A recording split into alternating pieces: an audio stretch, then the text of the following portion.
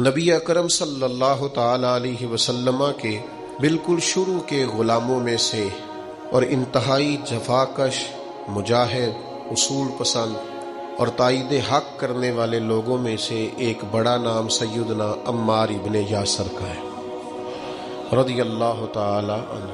حضرت عمار ابن یاسر رضی اللہ تعالیٰ عنہ اس وقت اسلام لائے تھے۔ کچھ لوگوں کا خیال ہے کہ اس وقت 30 لوگ مسلمان تھے اور کچھ نے لکھا ہے 5 لوگ مسلمان تھے۔ السابقون الاولون میں سے ایک جلیل القدر شخص، اسلام کی خاطر جن لوگوں نے سب سے زیادہ قربانیاں دیں ان میں سیدنا عمار ابن یاسر کا خاندان۔ اسلام کی سب سے پہلی شہیدہ سیدہ سمیہ رضی اللہ تعالی عنہا، حضرت سمیہ جناب عمار ابن یاسر کی والدہ ہے، اور دوسرے نمبر پر ان کے والد شہید ہوئے، پھر ان کے بھائی شہید ہوئے، کیونکہ یہ بیچارے غریب تھے۔ کفار بڑی تکلیفیں دیتے تھے، پانی میں دیر تک غوطے دیتے رہتے، آگ کے انگاروں پر ان کو لٹا دیتے، سینے پر وزنی پتھر رکھ دیتے، دیر تک تکلیفیں دیتے رہتے، اور پھر انجام کار یہ ہوا کہ ابو جہل نے پورے خاندان کو پکڑ لیا، آگ ہی لگا دی ایک دفعہ تو ان کے گھر کو، اور جب آگ لگائی تو نبی کریم تشریف لے گئے اور فرمایا صبر کرو صبر کرو صبر کرو، میں تمہیں جنت کی بشارت دیتا ہوں۔ اور میرے کریم محبوب علیہ الصلوۃ والسلام نے ارشاد فرمایا کہ اے آگ، آل یاسر پر اسی طرح ٹھنڈی ہو جا جس طرح تو حضرت ابراہیم علیہ السلام پر ٹھنڈی ہو۔ میں کیسے عرض کروں، اتنی بڑی ہستیاں ہم نے چھپا لی، لوگوں سے ذکر ہی نہیں ہوتا، لوگ مطالعہ ہی نہیں کرتے، غور ہی نہیں کرتے۔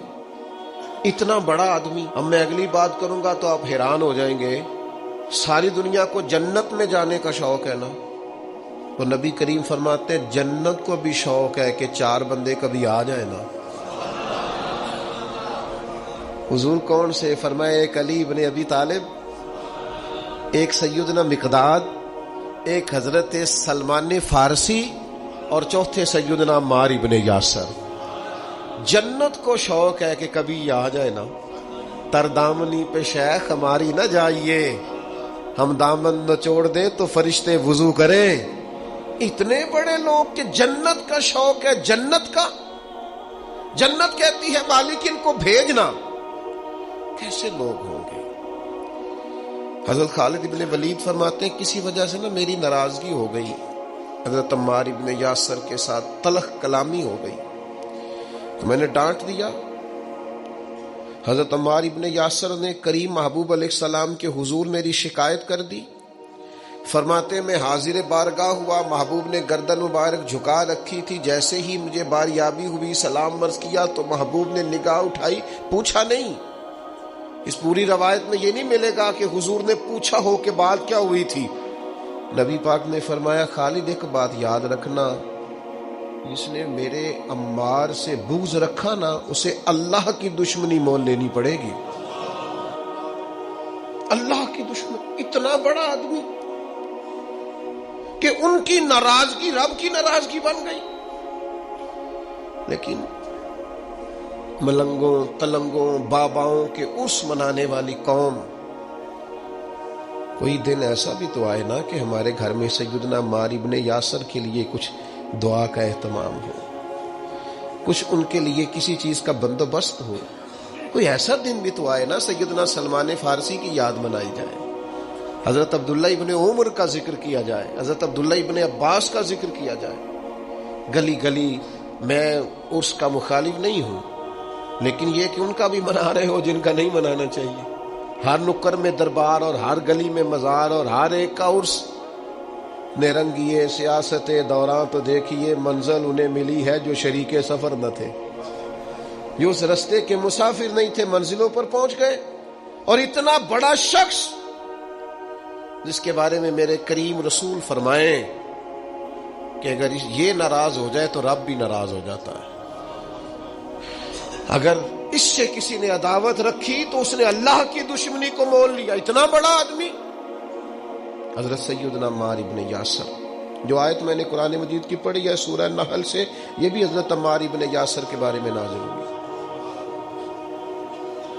حضرت عمار ابن یاسر رضی اللہ تعالیٰ عنہ کے پورے خاندان کو کفار نے گھیر لیا، مارنا پیٹنا شروع کیا، آپ کو بھی، آپ کے بھائی کو بھی، آپ کی والدہ کو بھی، آپ کے والد کو بھی اتنا مارا کہ لہو لہان کر دیا، زخم پہ زخم کھا کے جی خونے جگر کے گھونٹ پی اور آہ نہ کر لبوں کو سی، یہ عشق ہے کوئی دل لگی نہیں، یہ آزمائش حسن ہے اگر کسی کو راہ خدا میں آئے تو۔ سیدنا عمار ابن یاسر کی والدہ کو اس طرح مارا کہ ان کی ایک ٹانگ ایک اونٹ کے ساتھ باندھ دی، دوسری کے ساتھ باندھ دی، اور پھر ان کو نیزے مارے حتیٰ کہ 2 حصوں میں کٹ گیا وجود، اور وہ باہمت خاتون درد سہتے سہتے اپنے رب کے حضور حاضر ہو گئی۔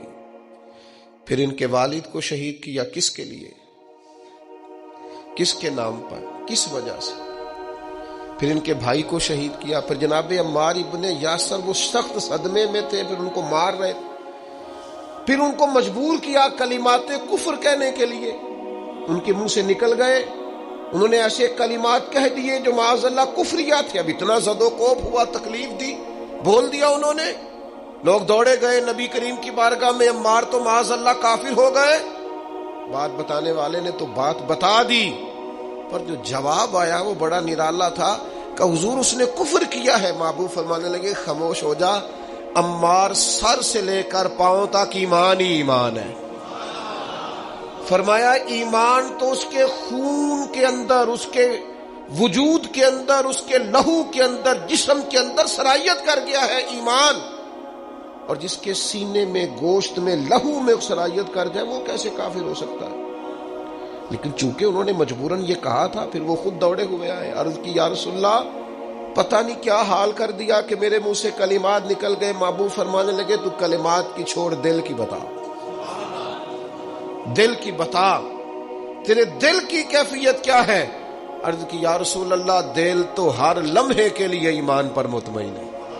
تو محبوب نے فرمایا کوئی بات نہیں، پھر جان بچانے کے لیے ایسا کرنا پڑے تو حرج، کوئی ڈٹ جائے نہ کفر کرے تو اعلیٰ شہید ہے، لیکن اپنی جان بچانے کے لیے کسی نے مجبور ہو کر صرف زبان سے یہ کلمات کہہ دیے تو حرج۔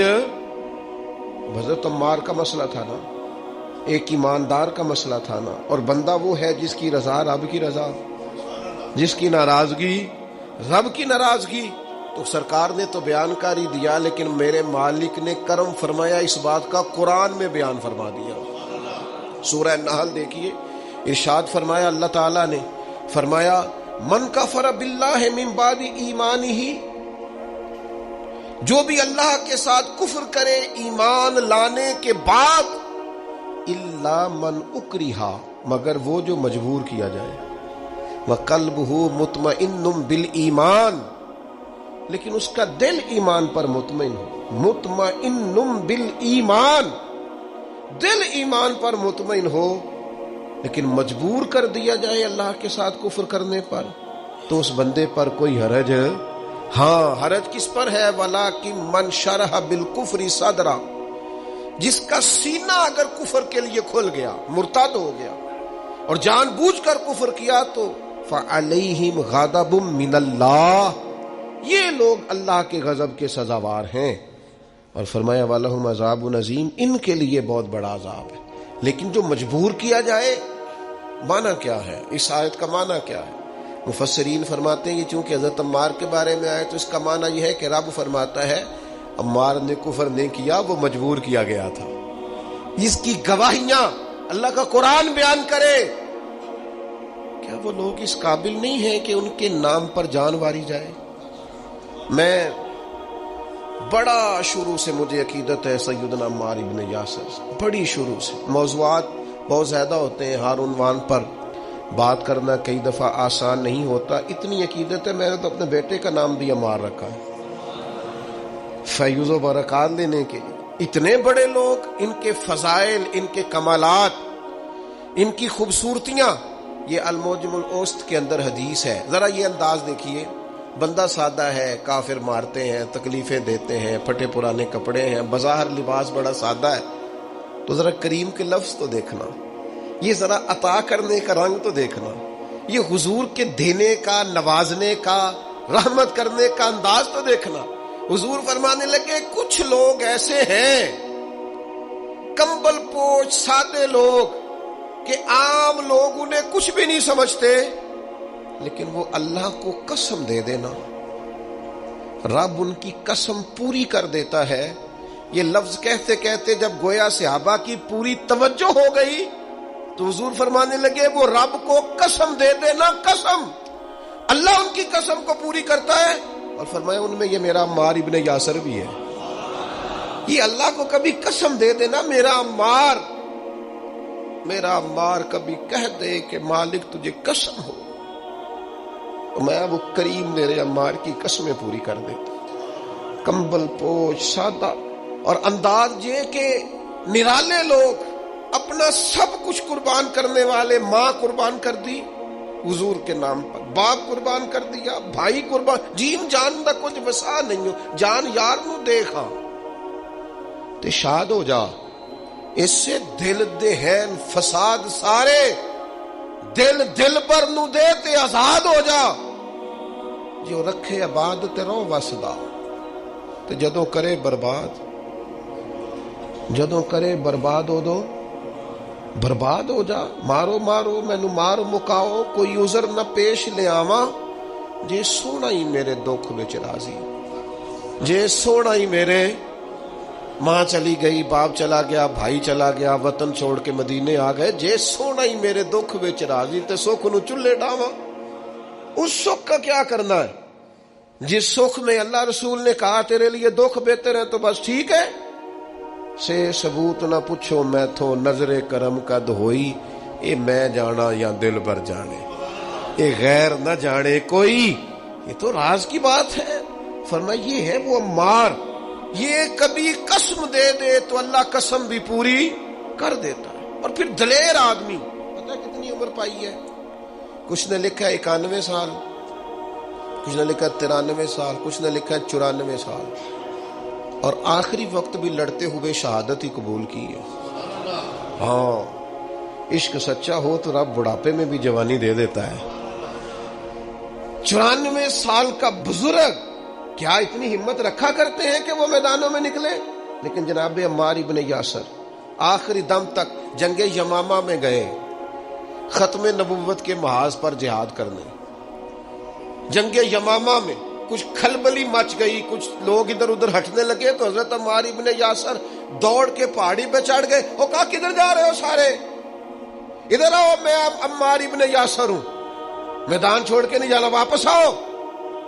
لوگوں کو ان کی بات سے ڈھارس ہوئی، فرمایا آؤ سارے مل کے حملہ کرتے ہیں، اللہ اسلام کو فتح عطا فرمائے گا۔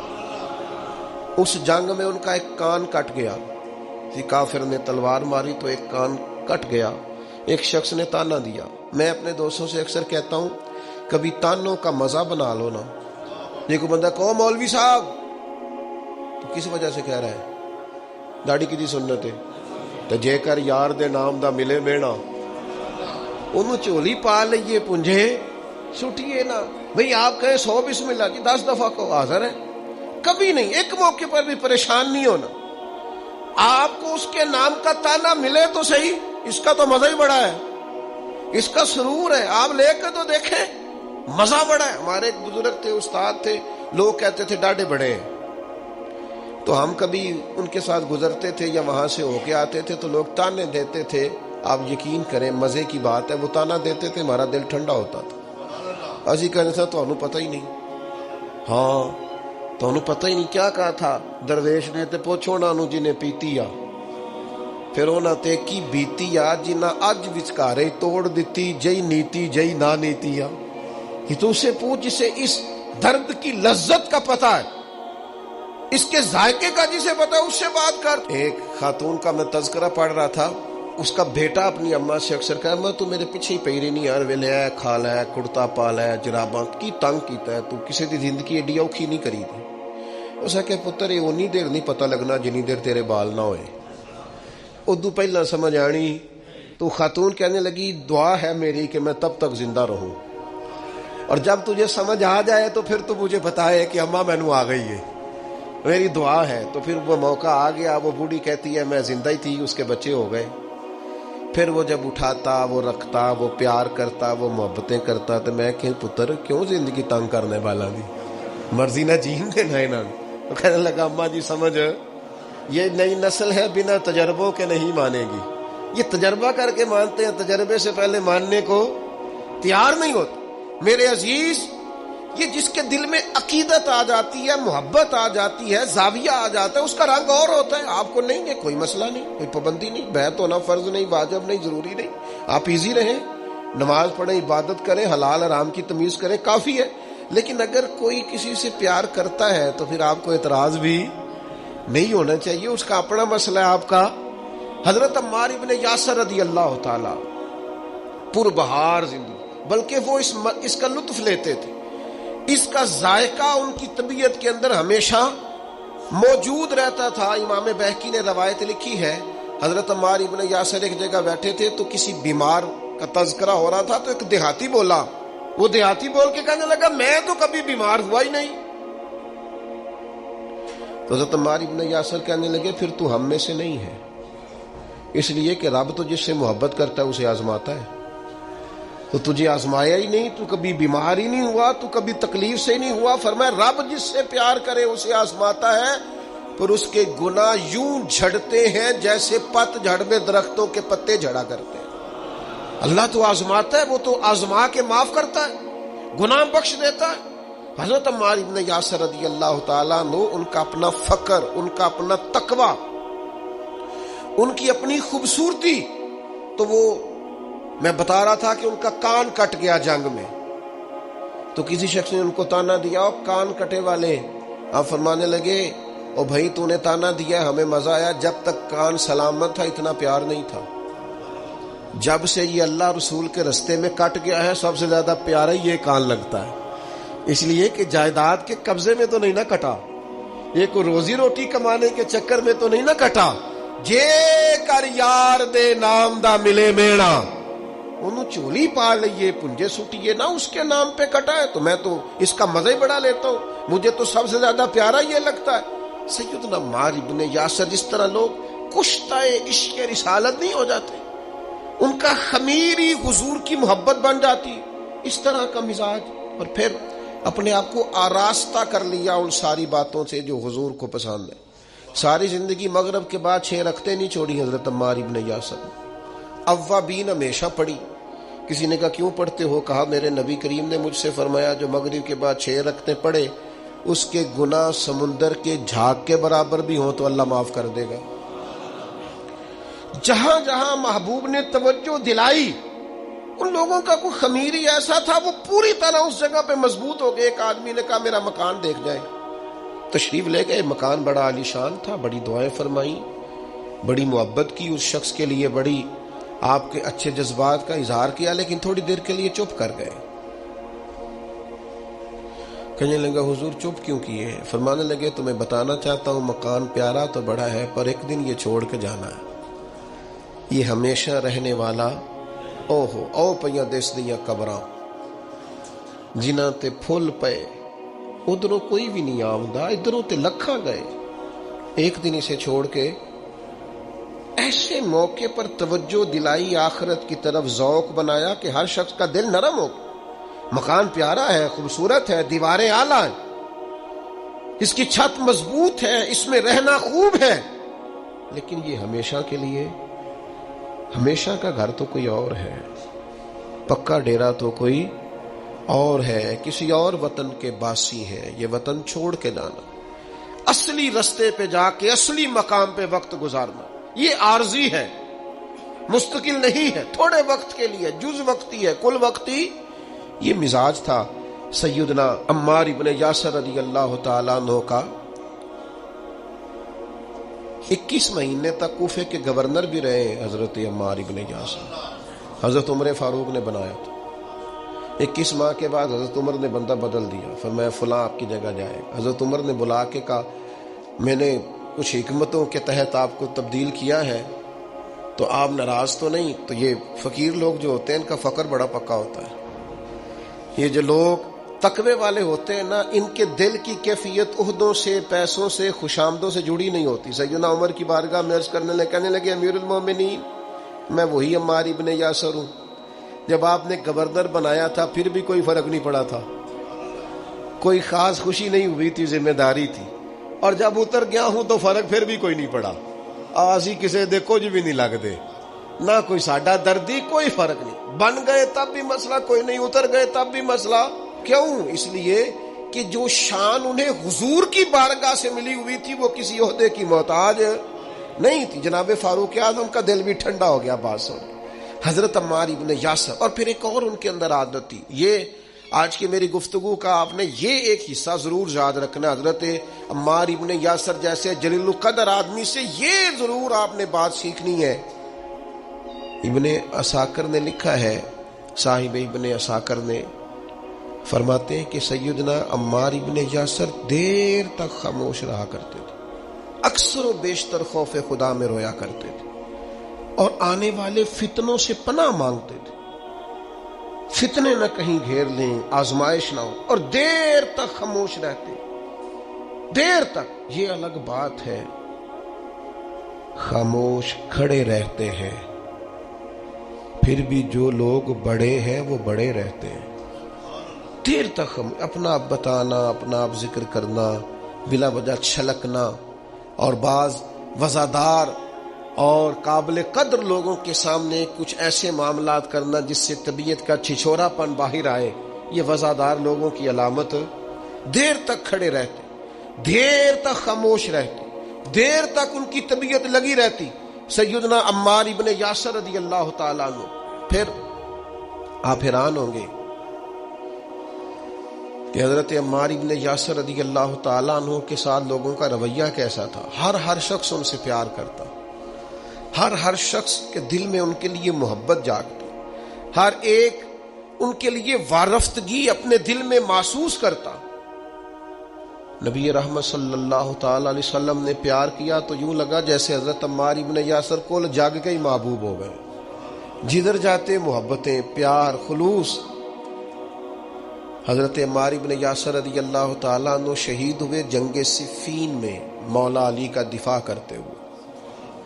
حضرت عمار ابن یاسر رضی اللہ تعالیٰ عنہ، آپ اندازہ کریں، کچھ نے 91 سال عمر لکھی ہے، میں بتا چکا ہوں، کچھ نے 93 سال لکھی ہے، کچھ نے 94 سال عمر لکھی ہے۔ اس عمر میں بھی خود میدان میں اترے۔ اسلام نہ فعال زندگی کو پسند کرتا ہے۔ یہ نوجوان جو موبائل لے کے بیڈ ریسٹ کرتے ہیں، بڑھاپے میں سمجھ آئے گی کہ بیڈ ریسٹ کے نقصان کتنے ہیں۔ یہ ان کو بلاؤ نہ، آواز نہ دو، کوئی کام نہ کہو، سوتے کو جگاؤ نہ۔ میں تھوڑے دن پہلے ایک نوجوان سے میں نے کہا، کہنے لگے جی مطلب یہ کہ اب آرام بھی نہ کوئی کرنے دے تو کیا کریں؟ تو میں نے کہا میرے بھائی سنو، اللہ بڑا پیار کرتا ہے نا بندے سے، سب سے زیادہ رب بھی پیار کرتا ہے نا۔ وہ بھی کہتا ہے سویرے اٹھ، بڑی تجھے نیند آئی ہے، اٹھ پہلے نماز پڑھ۔ اور آواز کیا آتی ہے مسجد سے؟ الصلاۃ خیر من النوم، نماز نیند سے۔ اللہ پیار کرتا ہے نا، تو پھر آپ کی فلسفے کے مطابق تو رب کو کہنا چاہیے تھا آرام کر، لیکن وہ کہتا ہے اٹھ کوئی کام کر، وضو کر، پھر ظہر پڑھ، پھر عصر پڑھ، پھر مغرب، پھر عشاء، پھر روزے، پھر حج، جد و جہد، ہمت، کوشش۔ جو لوگ وی آئی پی جاتے ہیں نا حج کرنے کے لیے، بڑے مہنگے ہوٹل میں رہتے ہیں، خانہ کعبہ تو کوئی نہیں جاتا ان کے کمرے میں، آنا تو وہی پڑتا ہے۔ ایک ہی صف میں کھڑے ہو گئے، محمود و یاز، نہ کوئی بندہ رہا نہ کوئی بندہ نواز۔ فعال زندگی گزارے، سست نہیں، کاہلی نہیں، یہاں بیٹھ گئے، وہاں لیٹ گئے، وہاں موبائل لیا ہوا ہے، مجھے تنگ نہ کرنا۔ آپ کام کریں گے زندگی میں، آپ انقلاب لائیں گے۔ جو چلتا ہوتا ہے نا، چلتا، وہ پانی پاک ہوتا ہے، اور جو ٹھہر جائے وہ پاک نہیں رہتا۔ باہمت، جد و جہد، کوشش، آخری دم تک لڑنا۔ جیتنا ضروری نہیں، لڑنا آخری دم تک جد و جہد رہے، تازگی رہے، کوشش رہے، ہمت رہے۔ میں نے آپ کو اپنے حضرت صاحب قبلہ عالم رحمت اللہ علیہ کی بات سنائی تھی۔ میرے حضرت صاحب فرمایا کرتے تھے، زمین کے اوپر کام، نیچے جا کے آرام، اوپر کام کرے، محنت کرے۔ وہ جاگنا ہے جاگ لے افلاک کے سائے تلے، پھر حشر تک سوتا رہے گا خاک کے سائے تلے۔ تھوڑی نیند کر لیں، تھوڑا کھانا کر لیں، تھوڑا آرام کر لیں، لیکن مہربانی کریں یہ جو زندگی ہے نا آرام پسندی والی، یہ زندگی بڑی تکلیف دہ ہے، اس میں بڑے کام رہ جاتے ہیں، بندے کے ذمے جو ذمہ داریاں ہوتی ہیں وہ رہ جاتی، فعال جد و جہد کوشش ہمت، بالکل آخری وقت تھا سیدنا عمر فاروق کا، زخم لگا ہے خون بہ رہا، تو حضرت عمر رضی اللہ تعالیٰ عنہ آخری وقت ہے، کچھ دیر کے بعد وصال ہو گیا، ایک نوجوان آپ کے سامنے سے گزرا تو اس کا پاجامہ یا تام ٹخنوں سے نیچے تھا، تو بخاری شریف میں موجود ہے، وہیں بول کے بستر علالت پر سیدنا عمر فرمانے لگے، او بھائی یہ ٹخنے ننگے کر لے، یہ میرے نبی کی سنت ہے۔ اس وقت تک یعنی لے سجنا سا توڑ ہی نہیں بھائی، قبر تک جانے تک ان لوگوں نے تبلیغ دین کا، اشاعت دین کا، پیغام دین کا فریضہ سر انجام دیا۔ ہمارے ہاں تو بہت سارے لوگ ہیں بڑی جلدی ریٹائر ہونا چاہتے ہیں، وہ کہتے ہیں بس بھائی اب کچھ نہیں ہوتا۔ او بھائی آپ ہمت کریں، آپ جد و جہد کریں، اسلام فعال زندگی کو پسند کرتا، کوشش والی زندگی کو پسند کرتا۔ کیا کہتے تھے پرانے لوگ، پوچھ لیں آپ بزرگوں سے، پرانے پنجابی دیسی ان پڑھ لوگ دعا مانگا کرتے تھے، یا اللہ کسی دا محتاج نہ کری، یا اللہ کسی دا، یعنی اپنا بیٹا ہے پال پوس کے بڑا کیا ہے، پر ماں دعا کرتی ہے یا اللہ اس کا میں محتاج نہیں ہونا چاہتا، اپنی بیٹی ہے پال پوس کے محنت کر کے بڑی کی ہے، پر اماں کی خواہش ہے کہ مجھے اس کی محتاجی نہیں چاہیے۔ بیٹھے تھے پیر بھائی تو ہمارے صاحب کے سامنے ایک شخص نے کہہ دیا میں بوڑھا ہوں گا تو یہ بچہ میرا سہارا بنے گا، فرمانے لگے حد ہو گئی ہے، یہ اولاد پالی جا رہی ہے کہ بزنس ہو رہا ہے، یہ بڑا ہو کے سہارا بنیں گے۔ کہنے لگے کوئی بچوں کا سہارا نہیں چاہیے، سہارا اللہ رسول کا ہی اچھا ہے، سہارا اللہ رسول کا ہی اچھا ہے۔ بچے کہاں سہارا بنتے ہیں بھائی، ان کو تو بعد میں کیا بات ہے، انہوں نے اپنی زندگی جینی ہے۔ میں اکثر کہا کرتا ہوں جتنا مرضی بچہ بیمار ہو، ماں باپ پردے کی دعا نہیں مانگتے، لیکن پورے 1 سال نہیں گزرتا بوڑھے ماں باپ کو بستر پہ لیٹے ہوئے بچے تو پردے کی دعائیں مانگنے لگ جاتے ہیں، یا اللہ اسے پردہ دے دے۔ کس کی بات کرتے ہیں اللہ ماشاءاللہ، سب نہیں، لیکن ایک تعداد فعال زندگی، جد و جہد والی زندگی۔ 94 سال عمر سیدنا عمار ابن یاسر کی، پھر بھی تلوار حمائل کر لی، پھر بھی انہوں نے نیزے اٹھا لیے، میدان میں نکلے، مولا علی شیر خدا کے دفاع میں لڑ رہے، اور ایک دن ایسا آیا کہ دودھ منگا کے پیا۔ فرمانے لگے میرے نبی کریم علیہ السلام نے مجھ سے فرمایا کہ عمار تیرا آخری کھانا دودھ ہوگا، آخری کھانا پینا دودھ ہوگا، میں نے پی لیا ہے۔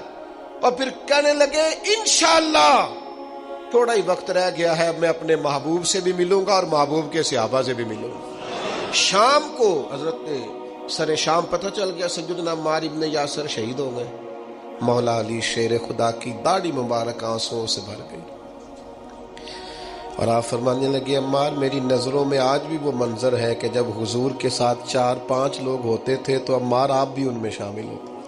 فرمایا جس دن آپ نے کلمہ پڑھا اس دن بھی اللہ نے آپ پہ رحمت کی، اور فرمایا جس دن آپ شہید ہوئے اس دن بھی آپ پہ رحمت ہو رہی ہے، اور صبح قیامت جب رب سے ملاقات ہوگی پھر بھی وہ رحمت ہی فرمائے گا۔ حضرت مولا علی شیر خدا نے جنازہ پڑھایا، اور پھر حضرت علی شیر خدا فرمانے لگے ان کو خون آلود کپڑوں کے ساتھ ہی دفن کر دو، ان کے کپڑے نہیں بدلنے، اسی طرح دفن کر دو سیدنا عمار ابن یاسر رضی اللہ تعالیٰ عنہ جیسے عظیم لوگوں کی زندگیوں سے اپنی اولادوں کو آگاہ کریں، ان جانباز دلیر مجاہد نمازی متقی پرہیزگار سادہ طرز زندگی والے لوگوں کو پڑھیں تاکہ زندگی جینے کا کچھ مزہ آنے لگے۔ آپ پڑھیں رسول اللہ صلی اللہ علیہ وسلم کے اہل بیت اور صحابہ کی زندگیاں، تاکہ آپ کی زندگی سے یہ انزائٹی، یہ ڈپریشن، یہ ٹینشن، یہ الجھاؤ، یہ بغض، یہ عداوتیں، یہ ریاکاریاں، یہ تکبر دور ہو جائے۔ ان لوگوں کی زندگی پڑھو گے تو سادہ جینے میں مزہ آئے گا، بانٹ کر کھانے میں لطف آئے گا، سخاوت روح کی تسکین بننے لگے، سادہ طرز زندگی اطمینان دینے لگے گی۔ عظیم لوگوں کے طرز حیات کو اپنائیں۔ عزیز دوستو، انسان سب سے زیادہ پریشان وہ ہوتا ہے جسے مقصد حیات نہیں ملتا، جسے پتہ ہی نہیں ہوتا میں کیوں آیا ہوں، کس لیے آیا ہوں، کس کا بھیجا ہوا آیا ہوں۔ وہ سب سے زیادہ آزمائش میں ہوتا ہے، اور جن کو معرفت الہی نصیب ہو جاتی ہے اپنے مالک کا پتہ جاننے لگتے ہیں، محسوس کرتے ہیں کہ مجھے کسی مقصد کے لیے بھیجا گیا ہے، وہ آسودہ زندگی گزارتے ہیں، قلبی اطمینان اور انشراح صدر اللہ انہیں عطا کرتا ہے۔ اللہ تبارک و تعالی نے جب اپنے بندوں کی آزمائش کو دیکھا کہ وہ ڈھونڈتے پھرتے ہیں کہ ہم کیوں آئے، کس لیے آئے، کیوں بھیجے گئے، اللہ تعالی نے انبیاء کرام علیہم السلام کا سلسلہ شروع فرمایا، اور پھر اس سلسلے کو بام عروج دیا اور اپنے پیارے حبیب علیہ السلام کو دنیا میں مبعوث فرمایا، اور فرمایا یا ایھا الناس قد جاءکم برہان من ربکم، اے لوگو یہ جو میرے نبی پاک علیہ السلام تمہارے پاس آئے ہیں تو یہ رب کی دلیل بن کر آئے، یعنی حضور سید عالم صلی اللہ تعالی علیہ وسلم کا وجود اطہر، کردار مبارک، آپ کا تبلیغ و ارشاد، آپ کا دعوت دین، یہ سب اس بات کی دلیل ہے کہ نبی پاک علیہ السلام اللہ کے سچے رسول بن کر دنیا میں تشریف لائے۔ ہم جب دنیا کے اندر نکلتے ہیں تو ہم دیکھتے ہیں کہ بڑے بڑے سمجھدار لوگ ہیں لیکن گمراہی کی زندگی گزار رہے ہیں۔ وحی الہی کے بغیر انسان جو بھی وقت گزارتا ہے، اللہ تبارک و تعالیٰ کے انبیاء پر جو وحی ہوتی ہے ان کی تعلیمات کے بغیر جو بھی وقت گزارا جاتا ہے وہ کبھی راہ حق پر نہیں گزرتا۔ اللہ نے احسان فرمایا اور فرمایا میں نے اپنی دلیل بھیجی ہے تمہیں اپنے محبوب عطا فرمائے۔ نبی پاک علیہ السلام کا ظاہری وجود بھی سارا اس بات کی دلیل ہے کہ حضور اللہ کے رسول ہے۔ حضرت عبداللہ ابن رواحہ رضی اللہ تعالی عنہ اس مضمون کو اس طرح بیان فرماتے ہیں، آپ ارشاد فرماتے ہیں کہ حضور کوئی معجزہ بھی نہ دکھاتے، نہ ڈوبے ہوئے سورج کو اثر پر بلاتے، نہ چاند کے 2 ٹکڑے کرتے، نہ درخت سجدہ کرتے، نہ پتھر کلمہ پڑھتے، کوئی معجزہ بھی سرکار نہ دکھاتے، تو فرماتے ہیں حضور کا چہرہ مبارک ہی ایسا تھا لوگوں نے دیکھتے جانا تھا اور کلمہ پڑھتے جانا تھا۔ اللہ تعالیٰ نے حضور کے وجود نور کو اس طرح کا بنایا۔ پھر حضور علیہ الصلوۃ والسلام کو کچھ خاصیات جو محبوب پاک علیہ الصلوۃ والسلام کے فضائل، شمائل اور خصائل کو بیان کرتی ہیں، وہ بدرجہ اتم اللہ تعالیٰ نے محبوب کو عطا فرمائی۔ مثلا ایک حضور کی شان یہ ہے کہ نبی پاک امی ہے۔ امی کا معنی یہ ہے کہ حضور نے دنیا میں کسی استاد سے آ کے پڑھا نہیں، حضور سید عالم علیہ السلام کسی مکتب میں نہیں گئے۔ آپ کبھی ان لوگوں سے ملاقات کریں جو دنیا میں جنہوں نے پڑھا لکھا نہیں، وہ بڑے سیانے بھی ہو نا کبھی اور بڑے معاملہ فہم بھی ہو، تو پھر بھی اپنے جملوں اور اپنے لفظوں پر اس طرح کنٹرول نہیں کر پاتے جو ایک پڑھا لکھا آدمی کر سکتا ہے۔ نبی پاک علیہ السلام امی ہیں، سرکار نے دنیا کے کسی استاد سے نہیں پڑھا، لیکن یہ دلیل ہے نا میرے نبی کے سچا رسول ہونے کی کہ حضور نے علم و حکمت کے وہ موتی عطا فرمائے ہیں کہ دنیا حیران رہ گئی۔ یعلمہم الکتاب والحکمہ، اللہ فرماتا ہے یہ تمہیں کتاب بھی سکھائیں گے اور دانائی بھی سکھائیں گے۔ جو فلسفیوں سے کھل نہ سکا اور نکتہ وروں سے حل نہ ہوا، وہ راز ایک طیبہ والے نے بتلا دیا چند اشاروں میں۔ حضور علیہ الصلوۃ والسلام دانائی، حکمت، تدبر، فہم و فراست۔ آپ سرکار کا کوئی ایک فرمان پڑھ لیں، حضور کی کوئی ایک حدیث پاک آپ لے لیں، اس کی معنویت میں اتریں، اس کی گہرائی اور گہرائی کو آپ دیکھیں، آپ حیران ہو جائیں گے۔ صدیوں کے ادیب، شاعر، حکما، وہ اپنا سارا کلام لا کے وہاں قربان کر دیں تو گرد راہ تک نہیں پہنچ سکتے. جو تدبر اللہ تعالیٰ نے نبی پاک علیہ السلام کو عطا فرمایا. آپ غور کریں، حضور مدینہ طیبہ تشریف لائے. اب پیار کرنے والا ہر آدمی ہی قابل اکرام ہوتا ہے. محبتوں کا خراج ہمیشہ انسان کو قرضدار رکھتا ہے. میرے جیسے چھوٹے آدمی سے جب لوگ پیار کرتے ہیں تو اپنی گردن جھکی ہوئی نظر آتی ہے کہ بوجھ زیادہ ہے، اس قابل نہیں ہے جتنی محبتوں کا سامنا ہے. تو اب سب محبت کرنے والوں کی دل جوئی کرنا، ان کے معیار پر پورا اترنا، ان کے معاملات کو دیکھنا، یہ آسان کام نہیں ہوتا. کسی درویش نے کہا تھا میں دوست تھوڑے بناتا ہوں، اس لیے کہ دوست زیادہ ہوں تو حقوق بھی زیادہ ہوتے ہیں. تمہیں اتنی وسعت نہیں رکھتا کہ میں سب کے حق ادا کر سکوں. نبی پاک علیہ السلام مدینہ طیبہ تشریف لائے تو ہر آدمی کی خواہش ہے حضور میرے گھر آئے، حضور میرے گھر آئے. اور جو بھی وہاں عرض گزار ہے اور پیغام دے رہا ہے، سب کے سینے بھی کھلے ہوئے ہیں، دل بھی کھلے ہوئے ہیں، آنکھیں پلکیں فرش راہ کیے ہوئے ہر آدمی منتظر ہے کہ محبوب میرے گھر میں. اب بڑا امتحان ہے،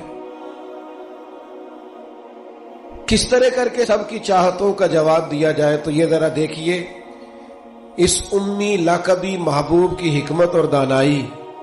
محبوب فرمانے لگے بھی میری جو اونٹنی ہے نا، یہ معمور من اللہ ہے.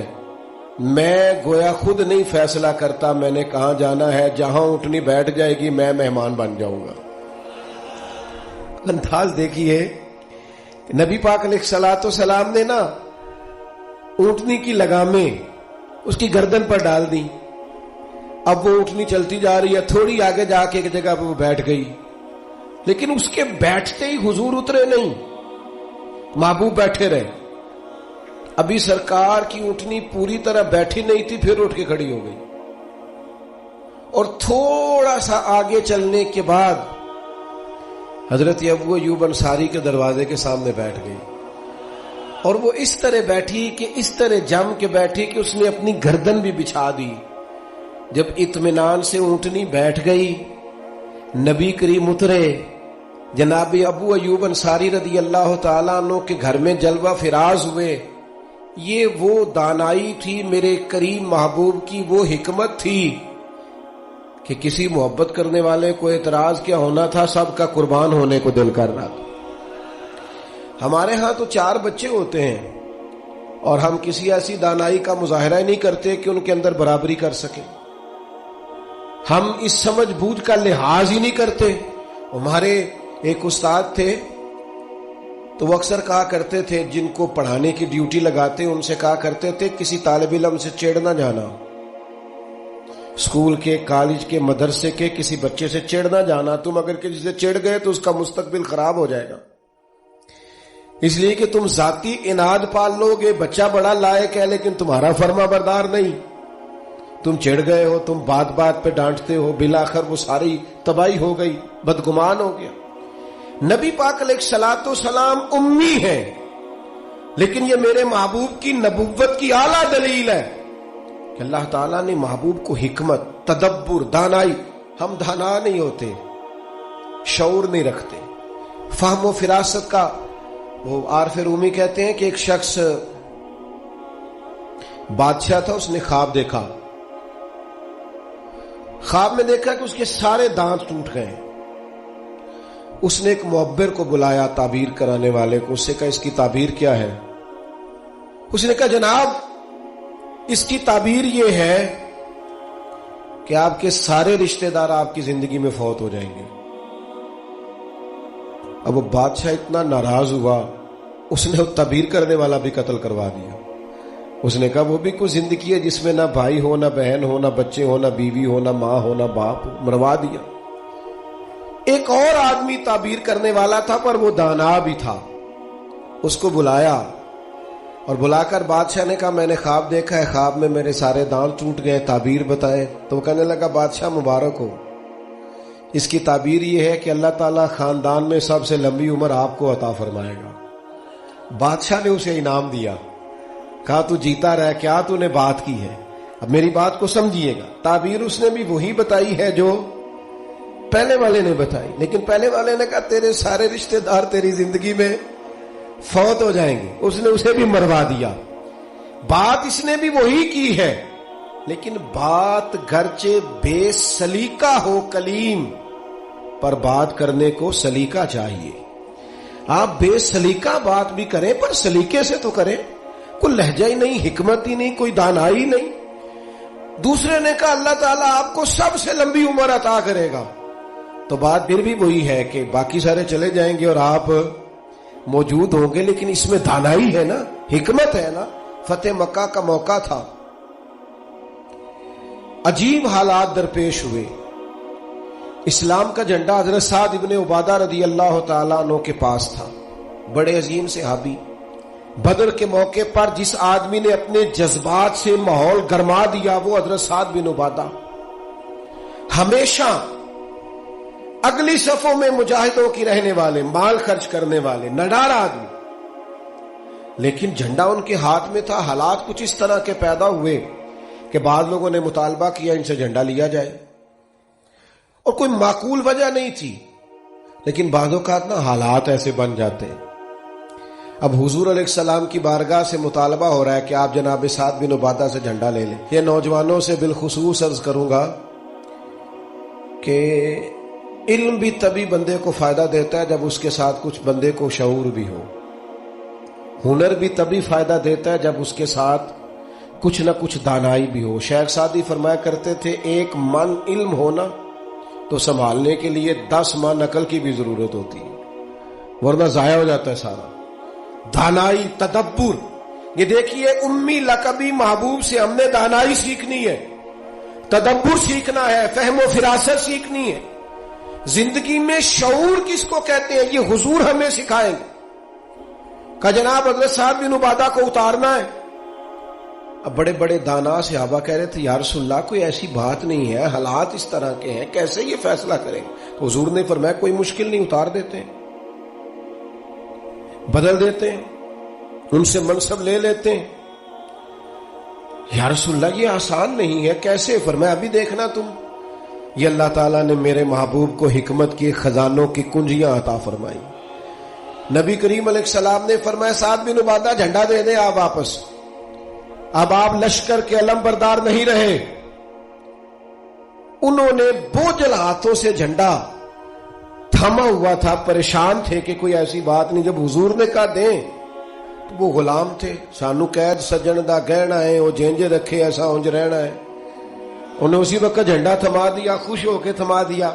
لیکن یہ میرے محبوب کی حکمت ہے، محبوب نے جناب سعد بن عبادہ سے جھنڈا لیا اور قریب ان کے جوان بیٹے کھڑے تھے، محبوب نے جھنڈا انہیں دے دیا۔ فرمایا کمان تیرے ہاتھ میں ہے۔ باپ کا قد اس وقت 10 فٹ زمین سے اونچا ہو جاتا ہے جب اس کا بیٹا اس کی جگہ پہ بیٹھ جاتا ہے۔ وہ کہتا ہے میری فکر گئی، میں اب بے فکر ہوں۔ جب انہی کے بیٹے کو وہ منصب ملا تب حضرت سعد بن عبادہ کے چہرے کی کیفیت یہ تھی کہ وہ گویا اپنی آنکھوں اور اپنے چہرے سے بتا رہے تھے میں تو خود جھنڈا پکڑ کے اتنا راضی نہیں تھا جتنا اپنے بیٹے کے ہاتھ میں دیکھ کے راضی ہوں۔ یہ آپ تدبر سیکھیں۔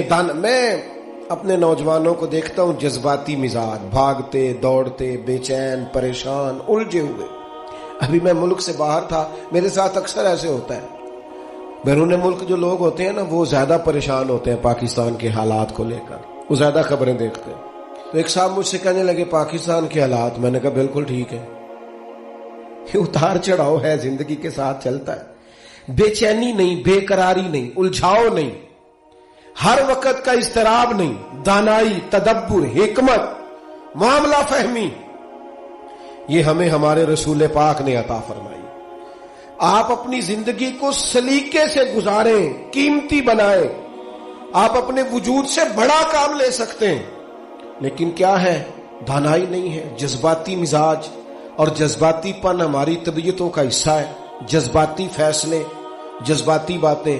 ہمارے دیہاتوں میں چودھری فیصلہ کس کے حق میں کرتے ہیں؟ جو پہلے آ جائے، وہ سچا ہے یا جھوٹا ہے، پہلے گیا ہے، بس انہیں مینوں پہلا آخیا تسی تے آئے ہی نہیں، اسی بات میں فیصلہ دے دیا۔ دانائی، تدبر، یہ رسول اللہ صلی اللہ علیہ وسلم نے ہمیں سکھایا، امی لقبی ہے حضور۔ اور دوسری بات،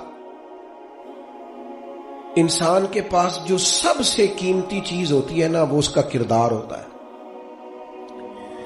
آپ نے زندگی میں نقوش کیا چھوڑے، آپ جہاں رکے، جہاں بیٹھے، یہ ایسا تو نہیں زندگی میں کہ یہ 10 دوست پرانے، یہ 10 دوست آج کل کے ہیں اور ان کے درمیان بھی غیبتیں جاری ہیں، بس کام ختم ہونے کے قریب ہے، اور پھر اس کے بعد اور کوئی 4 دوست ہم تلاش کریں گے۔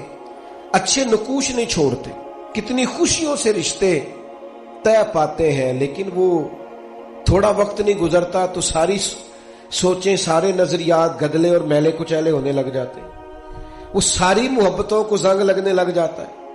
عظمت کردار، بلندی، آپ کے افکار، آپ کا اچھا گمان، آپ کی سوچیں، آپ حیران ہوں گے اللہ تعالیٰ نے نبی پاک کا وجود ہی معجزہ بنایا ہے، لیکن جب حضور کے اپنوں نے دلیل مانگی نا، اپنوں کو مطمئن کرنا بڑا مشکل کام ہوتا ہے۔ قریبیوں نے دلیل مانگی، قریش مکہ نے، کہ آپ نبی ہیں تو دلیل دیں۔ نبی پاک علیہ السلام نے اپنے اپنوں کو معجزہ نہیں دکھایا، بلکہ قرآن مجید فرماتا ہے کہ محبوب نے کہا فقد لبثت فیکم عمرا من قبلہ افلا تعقلون، میں کوئی باہر سے نہیں آیا، میں نے اپنی اس سے پہلے کی ساری عمر تمہارے درمیان گزاری ہے، 40 سال یہاں گزارے، اپنے ماں کی گود میں بھی، نانا کے کندھوں میں بھی، جناب ختیجہ کا دولہا بن کے بھی، بیٹیوں کا باپ بن کے بھی، میں نے سارا وقت تمہارے بیچ گزارا، افلا تعقلون، تمہیں عقل نہیں؟ گویا محبوب ان سے فرما رہے ہیں کہ میری جیسا سچا ہے تو لا کے دکھاؤ، باہر سے نہیں آیا، تمہارے درمیان رہا ہوں۔ یار یہ مشکل کام ہوتا ہے، چاروں جانب ماحول خراب اور بندہ پھر ٹھیک رہے۔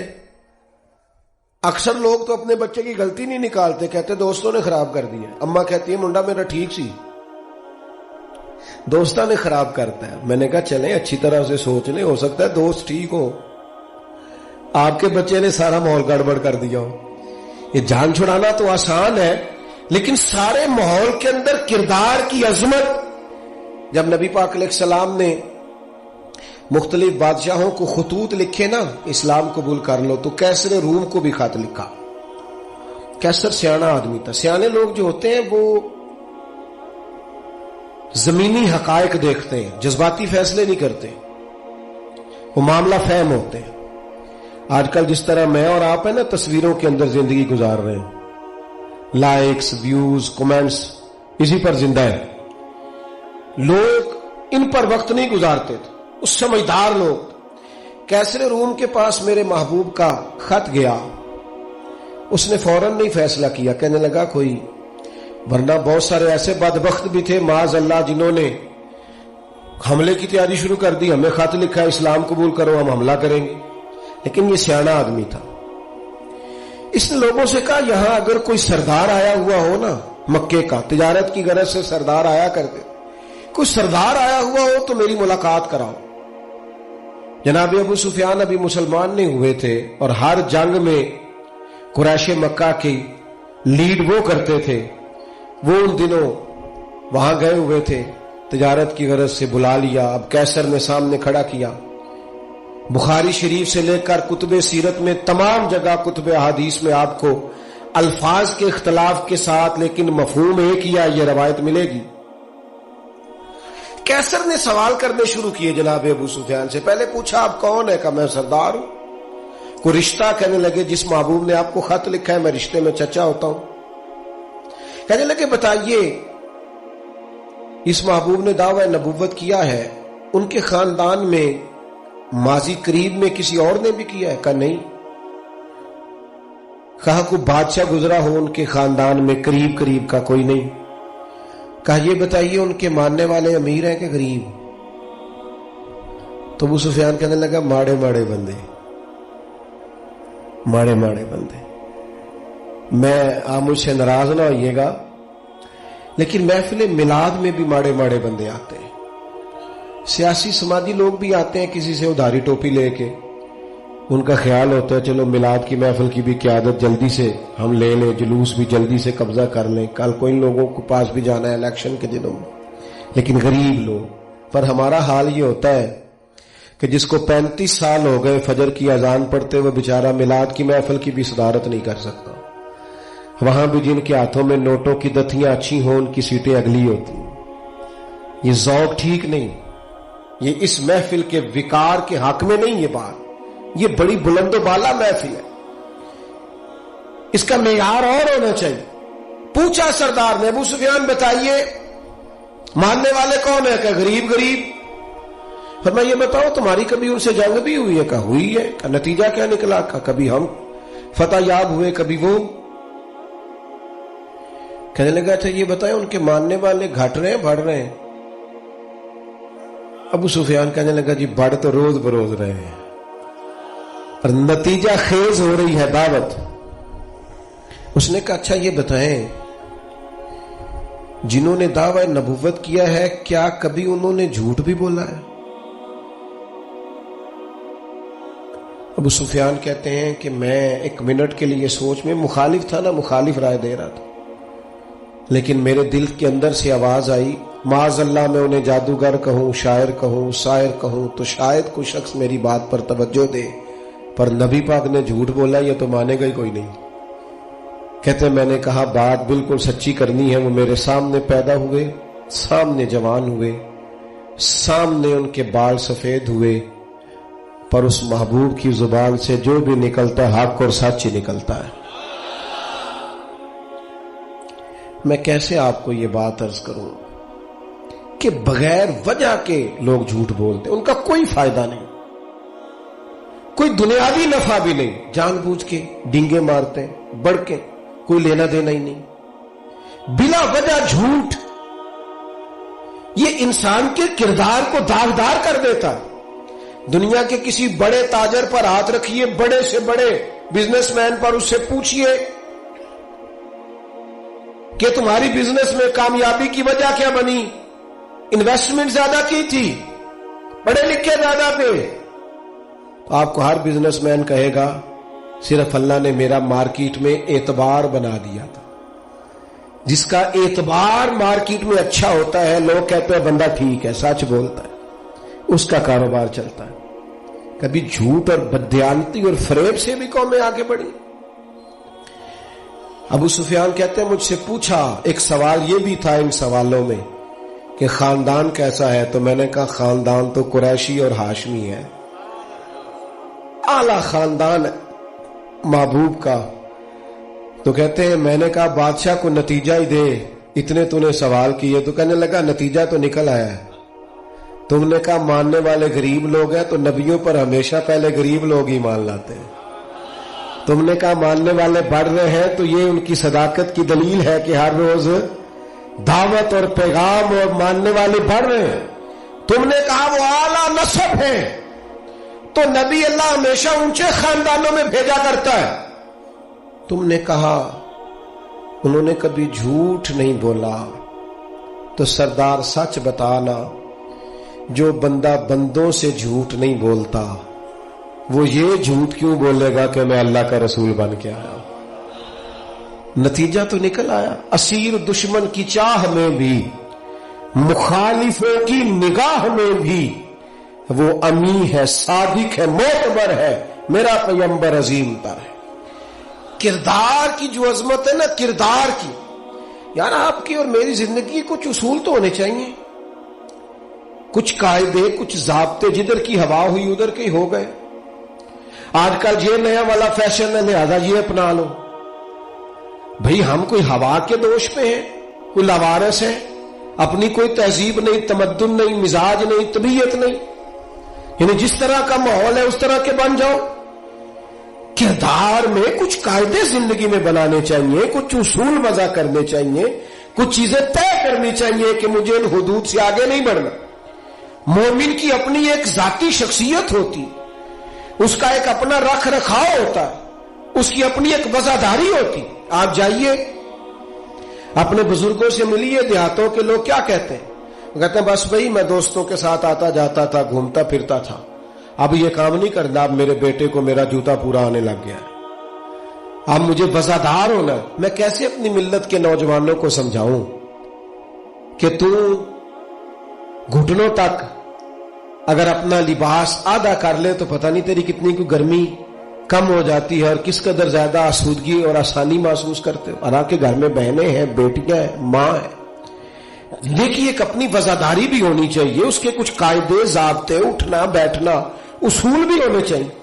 نبی کریم صلی اللہ تعالی علیہ وسلم کی عظمت کردار کا یہ عالم تھا کہ عرب شریف کے اندر کنواری عورتیں بڑی ہی شرم و حیا والی ہوتی تھی۔ لوگ مثال دیتے کہ تو کنواری لڑکی کی طرح شرم و حیا والا۔ قربان جائیں سیدہ طیبہ طاہرہ حضرت عائشہ صدیقہ رضی اللہ تعالی عنہ فرماتی ہیں نبی پاک علیہ السلام عرب کی کنواری لڑکیوں سے بھی زیادہ حیا والے تھے۔ حضور حیا والے، متانت، سنجیدگی، کبھی شور و غل نہ کرتے، کبھی بازار میں نظریں اٹھا کے نہ چلتے، کبھی محبوب کی زبان سے معاذ اللہ کسی نے کوئی کمزور جملہ نہیں سنا۔ یہ کیا بات ہوئی، مجھے کسی نے غصہ دلایا تھا، میں نے گالیاں دے دی، تو آپ کے اصول کدھر گئے، قاعدے کدھر گئے، ضابطہ کدھر گیا؟ یہ کیسے ہو گیا کہ آپ بااصول آدمی تھے پھر بھی آپ کی زبان سے بازاری جملے نکل آئے؟ یہ ہو نہیں سکتا نا اگر آپ نے کوئی اصول زندگی میں بنا رکھے۔ تو عظمت کردار یہ رسول اللہ صلی اللہ تعالی علیہ وسلم کی زندگی کا ایک بنیادی عنصر ہے، بنیادی۔ اور پھر حضور سید عالم صلی اللہ تعالی علیہ وسلم کو اللہ تبارک و تعالی نے ایک شان اور بڑی امتیازی عطا فرمائی، بڑی انوکھی۔